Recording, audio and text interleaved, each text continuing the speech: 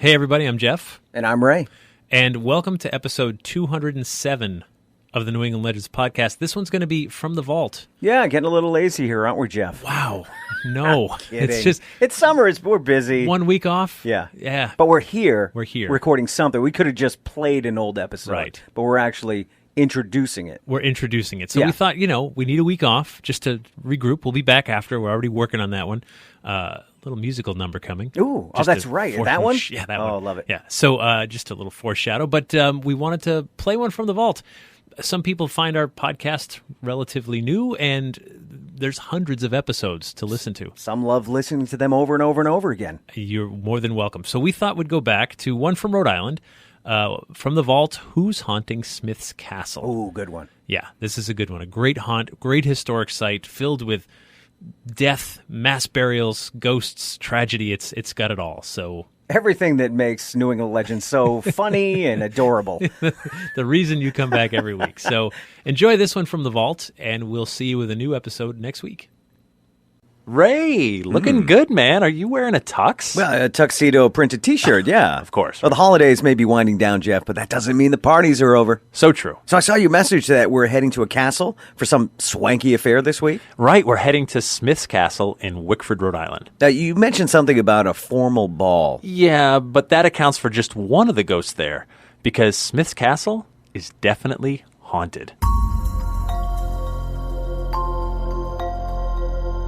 Hi, I'm Jeff Belanger. And I'm Ray Auger. Welcome to episode 123 of the 123, look at that, of the New England Legends podcast. We made it. Is that a thing? I don't know. It is now. It is now.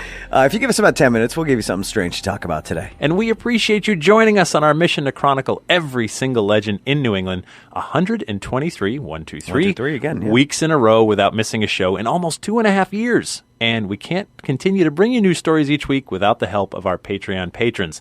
These folks kick in $3 per month to help with our hosting, our promotion, our production expenses. And if you want to join the cause, plus get early access to new episodes and bonus episodes that nobody else gets to hear, head on over to patreon.com/New England Legends. Also, be sure to join our super secret Facebook group. It is a secret. It is out now. And sorry about that. Did I? Okay. Yeah. People there, they're sharing stories and they're giving us great feedback. We love it. And they're giving us ideas too for future episodes, which is very helpful because less work we have to do. That's right. The better. Great things happen when we share these stories too. So tell a friend or two about us. Yeah, please do. So Jeff, we're heading to a castle in Rhode Island. Right. When I think of castles, I tend to think of Europe. Sure. Or if we're talking Rhode Island, I'm sure you could call some of those Newport mansion castles. Yeah, I get that. Smith's Castle in Wickford isn't going to blow you away with its size or grandeur, but it may blow you away with its history. Well, you're right about that, Jeff. This looks like many two-story colonial houses I've seen all over New England. Sure. I mean, sure, it's slightly bigger. It looks wider than most, but I don't think anyone would label this house a mansion, let alone a castle. You say it's haunted? That's what they say. Now, in one corner of the property is a mass grave.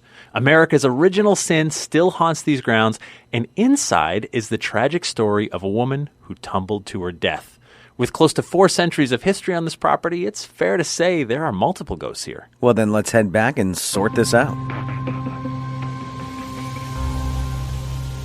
The year is 1637, and we're standing on Narragansett land. There's villages all over the region, including one right here. These Narragansetts are no strangers to Europeans. This guy named Roger Williams he's been visiting, learning the language, and making friends. Roger Williams buys this land from the Narragansett sachem Canonicus. It's here that Williams establishes an early trading post. Now, soon after, Richard Smith, a settler from Taunton, Massachusetts, he heads down to this area to build his own trading post. Smith also builds a house for his family. Roger Williams writes that Smith built the first English house in the entire region. It's a large house, and it's fortified with defenses, and thus the name Smith's Castle was born. After Richard Smith dies in 1666, he leaves the property and house to his son, Richard Smith Jr. By the mid-1670s, this region of Rhode Island is a dangerous place because the King Philip's War is just heating up. This bloody conflict is tearing the region apart as colonists face off against Wampanoag. So far, the Narragansett are remaining neutral. I mean, they see no good outcomes from this war, so they're trying to stay out of it.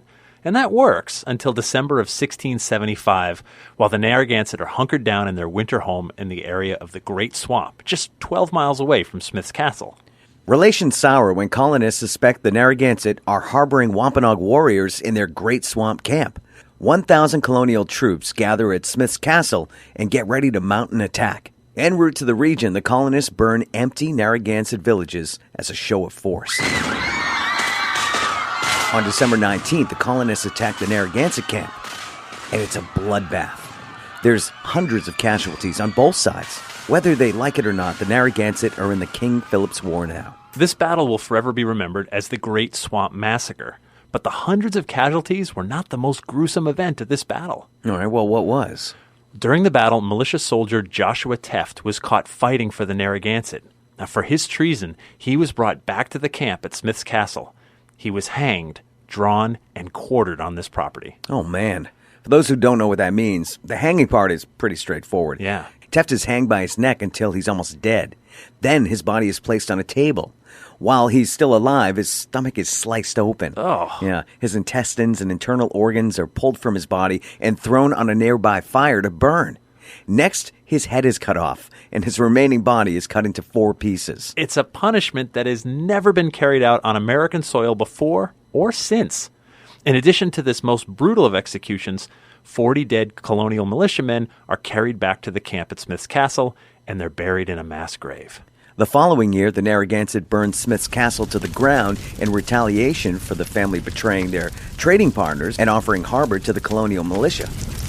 In 1678, with the King Philip's War over, Richard Smith Jr. rebuilds the family home. Smith dies childless in 1692, but wills the house and property to his nephew, Captain Lodowick Updike, and his wife, Abigail Newton Updike. It's worth pointing out that Mr. and Mrs. Updike are also first cousins. Well, I'm glad they're a close family. In the 1700s, the plantation swells to 3,000 acres and includes 5 farms worked by indentured servants and by slaves. And it's on the backs of those slaves the plantation prospers. With so much money coming in, the house receives multiple upgrades and expansions, including a lean-to kitchen, paneled walls, and check this out. This very fancy entry staircase. Ooh, nice. Right? This place is getting pretty swanky. The house and property remain in the Updike family until 1804, when the plantation is divided into 6 properties. After 1812, the property continues to get sold off in chunks to various owners, but still, this house is one of the largest and nicest around. And it's drawing in the region's upper crust, especially for the parties. Now picture this house full of people. There's butlers carrying trays of food and drinks, maybe some violin playing in the corner. And right over there is Newport socialite Elizabeth Singleton. Man, she looks incredible in her gown. And I think she knows it too. Look at her work the room. Now it looks like she's heading upstairs to powder her nose, maybe? I hope she's careful. Those are some low banisters and railings. I mean, if her dress should get caught. Oh! Oh, man. She's not breathing. No, she's not. Elizabeth Singleton is dead. And that brings us back to today. With a mass grave just a few yards outside the house, a guy drawn and quartered on the property, the horrid practice of slavery here, and a woman tumbling down the stairs to her death, I guess it's no surprise they say Smith's Castle is haunted today. No surprise at all. I mean, there's so many layers of history here dating back centuries. And each of those layers has something to tell us about ourselves. And yet, the most common ghostly sightings center on the inside of the house, especially around the staircase. It's like that tragic fall replays over and over.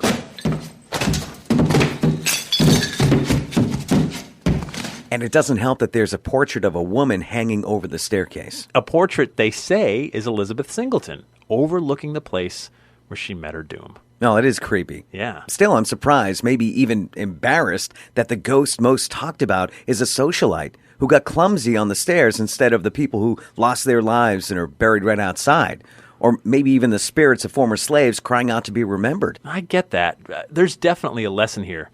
Maybe this ghost of Elizabeth Singleton is just innocent enough to draw people inside the museum to ask more questions. And while you're here, you may learn about all the other activity that's taken place over the centuries. Now, looks and names can be deceiving. When we first got here, I expected some stone castle, not a house. Yeah, sure. When you said it was haunted, I expected an army of ghosts, not a woman falling down the stairs. And yet, this place is a castle. And there is an army of ghosts. They're just not going to greet you at the front door. Sometimes you have to go looking for them.